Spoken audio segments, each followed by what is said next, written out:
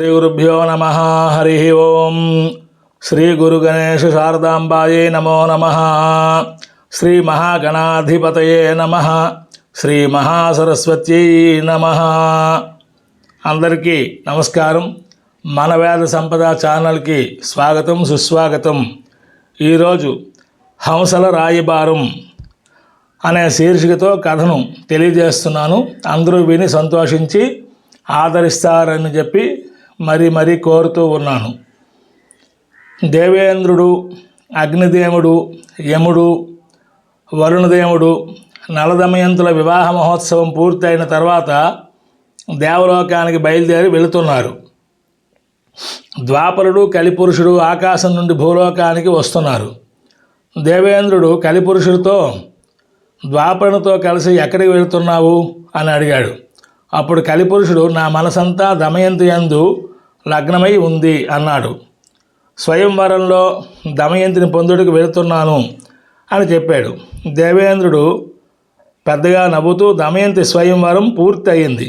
మా సమక్షంలోనే దమయంతి నలమహారాజును వరించింది అని చెప్పాడు.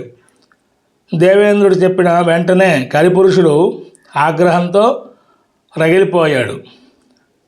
మీ నలుగురు దేవతలను విడిచిపెట్టి ఒక మానవుడిని పతిగా స్వీకరించడం ఎంతమాత్రమూ బాగోలేదు అన్నాడు.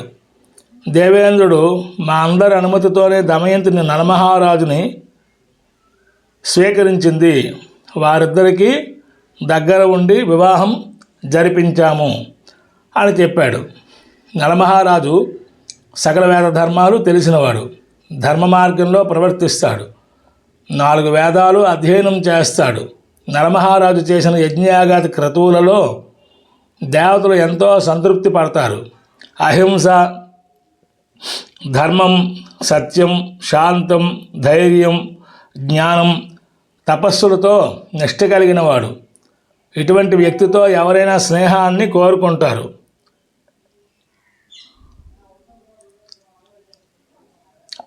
అటువంటి నలమహారాజుని ఇబ్బందులకు గురి చేసిన వారికి కష్ట నష్టాలు కలుగుతాయి అని ద్వాపరునికి, కలిపురుషునికి చెప్పి అమరావతికి దేవేంద్రుడు వెళ్ళిపోయాడు. ఆ తరువాత కలిపురుషుడు ద్వాపరులతో, నాకు నలమహారాజు మీద మరింత కోపం కలుగుతున్నది. నేను నలమహారాజులో ప్రవేశిస్తాను. రాజ్యభ్రష్టుని చేసి దమయంతితో సుఖపడకుండా కష్టపెడతాను. ఓ ద్వాపర, నీవు పాతికలలో ప్రవేశించి నాకు సహకరించు అన్నాడు. ఈ ప్రకారం ద్వాపరులతో ఒప్పందం కుదుర్చుకొని కలిపురుషుడు నలమహారాజు వద్దకు వెళ్ళాడు. కలిపురుషుడు సమయం కోసం చూస్తున్నాడు. 12 సంవత్సరాల తర్వాత ఒకరోజు నలమహారాజు మూత్ర విసర్జన చేసి పాద ప్రక్షాళన చేసుకోకుండా సంధ్యోపాసన చేస్తున్నాడు.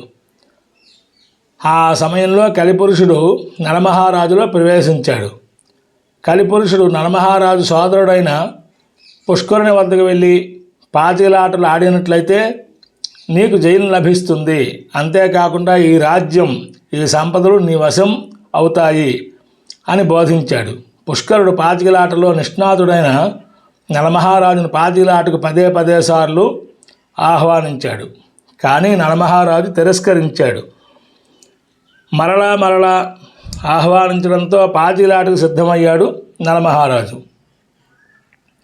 దమయంతి చూస్తుండగా ఎన్ని విధాలు చెప్పినా వినకుండా నలమహారాజు పాచికలాటలో ధనకనక వస్తువులను కోల్పోతున్నాడు. పట్టుదలతో ఆటను కొనసాగిస్తున్న నలమహారాజును స్నేహితులు ఎవ్వరూ ఆపలేకపోయారు. ఈ విషయం రాజ్యంలో ఉండే వారందరికీ తెలిసిపోయింది. ప్రజలు మహారాజును రక్షించడం కోసం మంత్రిదండ నాయకులతో వచ్చారు. ఈ విషయం ద్వారపాలకుడు దమయంతికి తెలియజేశాడు. దమయంతి నలమహారాజుతో, ప్రజలందరూ మీతో మాట్లాడతామని వచ్చారు అని పలుమార్లు తెలియజేసింది.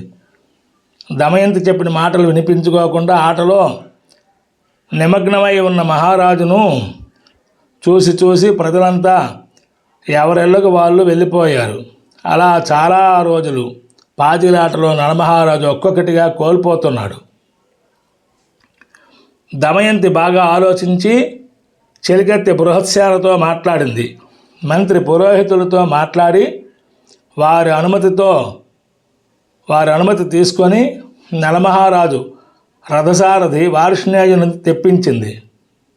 ఆ రథసారథితో మంచి గుర్రాలను పూంచిన రథంతో కుమార్తె ఇంద్రసేనను తీసుకుని వెళ్ళి విదర్భరాజ్యంలో తండ్రి భీమరాజుకు అప్పజెప్పమని చెప్పింది.